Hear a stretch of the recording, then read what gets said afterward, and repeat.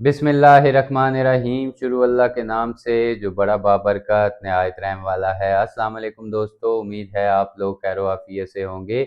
आज हम बात करेंगे एक ऐसी अहम तब्दीली के बारे में जिसमें हर नए वालिदैन को ये मालूम होना चाहिए, क्योंकि अगर आपने वक्त पर ये काम ना किया तो फिर आपको शनाख्ती दस्तावेज़ात बनवाने में बहुत सी मुश्किलात का सामना करना पड़ सकता है। तो इस वीडियो में हम जानते हैं कि वो तब्दीली कौन सी है और उसमें क्या क्या चीज़ें शामिल हैं। तो सबसे पहले अच्छी खबर ये है कि अगर आपके बच्चे की पैदाइश, जो कि नॉर्मली ऐसा ही होता है, किसी अस्पताल में हुई है, तो वालिदैन बच्चे की पैदाइश के 30 दिन के अंदर अंदर यूनियन कौंसल में इंदराज करवाने के बाद नादरा का जो बर्थ फॉर्म है घर बैठे मोबाइल ऐप यानी कि जिसका नाम है पाक आईडी के ज़रिए भी हासिल कर सकते हैं। इसका मतलब ये है कि हर छोटे काम के लिए आप लोगों को नादरा का चक्कर लगाने की ज़रूरत नहीं पड़ेगी।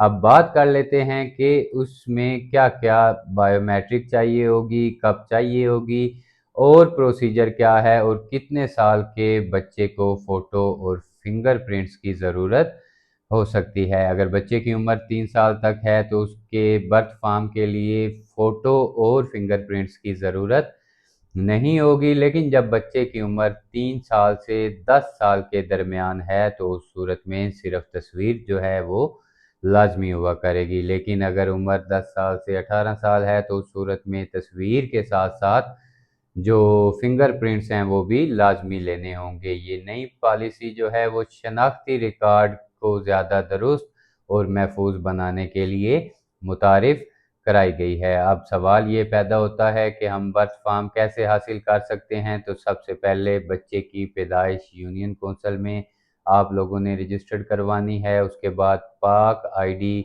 मोबाइल ऐप जो है उसको डाउनलोड करना है।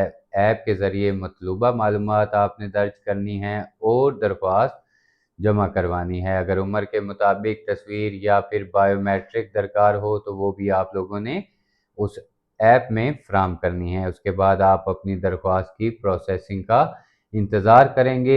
अब बात कर लेते हैं फ़ीसों की कि अगर आप आम तरीके से दरख्वास्त देते हैं तो फिर फ़ीस जो है वो 50 रुपये होगी और प्रोसेसिंग का वक्त 7 दिन का होगा। जबकि अगर आपको फौरी ज़रूरत हो और आप एग्जेक्टिव सर्विस इस्तेमाल करते हैं तो उस सूरत में आपने 500 रुपया फ़ीस अदा करनी है और तकरीबन एक दिन में आप ये सर्विस हासिल कर सकते हैं। एक बात हमेशा याद रखें कि ये सहूलत सिर्फ उस वक्त फ़ायदा देगी जब बच्चे की पैदाइश का इंदराज बर वक्त करवा दिया जाएगा।